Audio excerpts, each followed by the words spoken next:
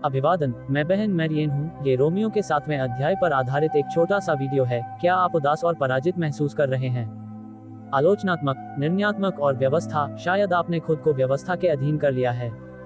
और इसलिए प्रेरित पौलुस हमें सावधान करता है कि हम स्वयं को गलातियों की तरह व्यवस्था के अधीन न रखें। रोमियो 7 गलातियों पर एक टिप्पणी है, तो आइए देखें कि वह कौन था जिसने व्यवस्था को पूरी तरह से निभाया।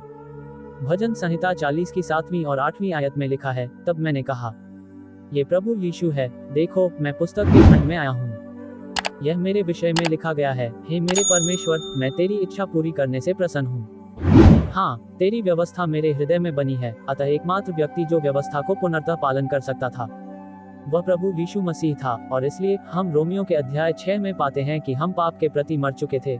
फिर हम रोमियो के 7वें अध्याय में पाते हैं कि हम व्यवस्था के प्रति मर चुके हैं। और फिर हम रोमियो के 8वें अध्याय में पाते हैं कि हम शरीर के प्रति मर चुके हैं।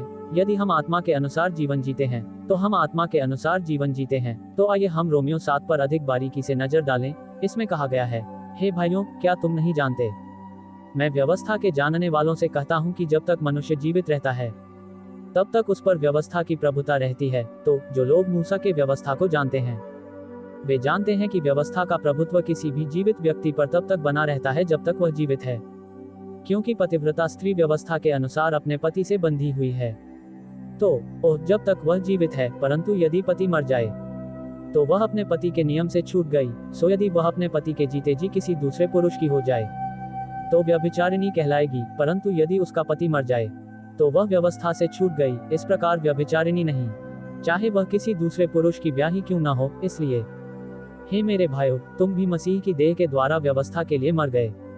अतः क्योंकि हम आत्मिक रूप से मसीह की मृत्यु, दफनाए जाने तथा उसके शरीर के द्वारा पुनरुत्थान के साथ पहचाने गए थे, जहां उसकी मृत्यु क्रूस पर हुई, अर्थात उसका भौतिक शरीर, हम मृत हो गए हैं। व्यवस्था यह है कि तुम दूसरे से विवाह कर लो, अर्थात उससे जिसने जिलाया, जो मरे हुओं में से जी उठा है, ताकि तुम परमेश्वर के लिए फल उत्पन्न करो। अतः हम मसीह के साथ मर गए। अतः अब हमारे पास उसका पुनरुत्थान जीवन भी है, क्योंकि हम आत्मिक रूप से उसकी मृत्यु, दफन और पुनरुत्थान के साथ पहचाने गए हैं। तो अब हम परमेश्वर के लिए फल पा सकते हैं, क्योंकि हम प्रभु से आध्यात्मिक रूप से विवाहित या जुड़ सकते हैं। 5वीं आयत उस समय की है जब हम शरीर में थे। सो जब हम शरीर में थे, तो तुम जानते हो कि पापों की गतियों के कारण जो व्यवस्था के अनुसार थी, हमारे अंगों में मृत्यु का फल उत्पन्न करने के लिए कार्य किया। तो इससे पहले कि हम बच जाते, परंतु अब व्यवस्था से इसलिए छूट गए कि जिसके बंधन में हम थे वह मर गया, ताकि लेख की पुरानी रीति पर नहीं परंतु आत्मा की नई रीति पर सेवा करें। आप जानते हैं, इस पत्र का पुराना होना मूसा के व्यवस्था को बनाए रखने का प्रयास है। फिर हम क्या कहें? क्या व्यवस्था पाप है? परमेश्वर न करे नहीं। मैं पाप को बिना व्यवस्था के नहीं जानता था, क्योंकि मैं अभिलाषा को बिना व्यवस्था के नहीं जानता था। यदि व्यवस्था न कहती कि लालच मत करो, इसलिए पौलुस एक नियम का प्रयोग करता है कि तू लालच न कर। इसका एक उदाहरण देखिए कि व्यवस्था ने उन्हें क्या न करने को कहा था।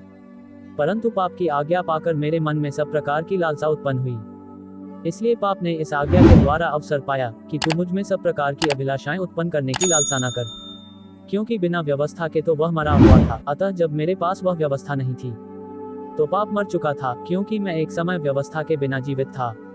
परंतु जब आज्ञा आई, तो पाप जीवित हो गया और मैं मर गया।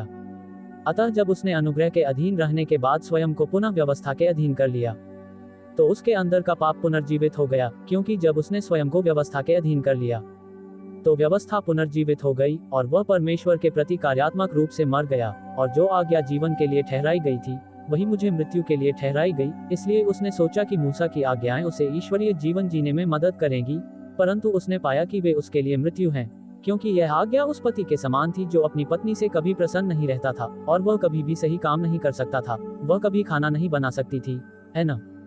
वह कभी भी घर को ठीक से नहीं रख सकी, वह कभी भी बच्चों को अनुशासन में नहीं रख सकी। सही, उसने जो कुछ भी किया, आप जानते हैं, पति ने उसकी शिकायत की और वह उससे खुश नहीं था।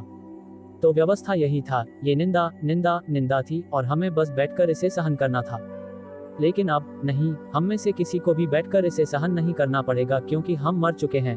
पाप की व्यवस्था ने अवसर पाकर आज्ञा के द्वारा मुझे बहकाया और उसी से मुझे मार डाला। सो पाप ने अवसर पाकर, अर्थात आज्ञा के द्वारा अवसर पाकर मुझे धोखा दिया और मुझे मार डाला। इस प्रकार पाप ने उसे भी मार डाला। इसलिए व्यवस्था पवित्र है और आज्ञा भी ठीक और अच्छी है। व्यवस्था में कुछ भी गलत नहीं है। तो क्या जो अच्छा था वही मेरे लिए मृत्यु बन गया? परमेश्वर न करे क्या परमेश्वर ने, आप जानते हैं, मुझे बुरा बनाने के लिए व्यवस्था का प्रयोग किया? नहीं, परंतु पाप ये प्रकट करता है कि जो अच्छी बातें हैं उनके द्वारा मेरे लिए मृत्यु का उत्पन्न करने वाला पाप ही प्रकट हो। और आज्ञा के द्वारा पाप बहुत ही पापमय ठहरे। समस्या ये थी कि पाप मेरे नश्वर शरीर में वास कर रहा था, और आज्ञा से यह प्रकट हुआ कि मुझ में पाप कितना बुरा था, क्योंकि वह अत्यंत पापमय हो गया था। क्योंकि हम जानते हैं कि व्यवस्था आत्मिक है, इसलिए व्यवस्था आत्मिक है, क्योंकि यह परमेश्वर के मापदंड है कि वह विशेषकर इस्राएल से कैसा व्यवहार चाहता है। ये वहाँ है, उनके लिए उनके निर्देश। परंतु मैं तो शारीरिक हूँ और पाप के हाथ बिका हुआ हूँ, ठीक है। और आप जानते हैं, कुछ ऐसे नियम हैं जो इस्राएल और मसीह की देह दोनों के लिए हैं। जो मैं करता हूँ उसके लिए मैं उस चीज के लिए अनुमति नहीं देता जो मैं नहीं करना चाहता, बल्कि उस चीज के लिए अनुमति देता हूँ जिससे मुझे नफरत है। इसलिए यदि मैं वही करता हूँ जो मैं नहीं करना चाहता, तो मैं मान लेता हूँ कि व्यवस्था अच्छी है। तो उसने व्यवस्था का लालच करना चाहा, कहा लालच मत करो, और इससे उसकी इच्छा और भी अधिक बढ़ गई। और सभी आंखों पर ध्यान दें, 7वें अध्याय में 33 आंखें हैं, क्योंकि आप जानते हैं पौलुस अपने शरीर में सही होने की कोशिश कर रहा था, और उसने पाया कि वह अपने शरीर में परमेश्वर को प्रसन्न नहीं कर सकता। परमेश्वर शरीर के कामों को स्वीकार नहीं करेगा। अब इसका कारण यह है कि इसका अपराधी मैं नहीं हूँ, बल्कि पाप है जो मुझ में बसा हुआ है। तो मेरे अंदर का पाप ये सब बुरा लालच करना है, क्योंकि मैं जानता हूँ कि मुझ शरीर में कोई अच्छी वस्तु वास नहीं करती। ठीक है, तो मेरे शरीर में कोई अच्छी बात नहीं है। यह मेरे लिए अच्छी जानकारी है जो मेरे पास मौजूद है, परंतु जो अच्छा है उसे कैसे किया जाए यह मुझे समझ में नहीं आता।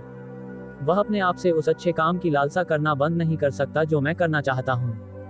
मैं नहीं करता, लेकिन उस बुरे काम की लालसा करता हूँ जो मैं नहीं करना चाहता, मैं करता हूँ। अब अगर मैं ऐसा करूँगा तो नहीं, अब इसका कारण मैं नहीं, वरन पाप है जो मुझ में बसा हुआ है। पाप मुझ में वह बुराई कर रहा है। मैं एक नियम पाता हूँ कि जब मैं अच्छा करना चाहता हूँ तो बुराई मेरे साथ मौजूद होती है।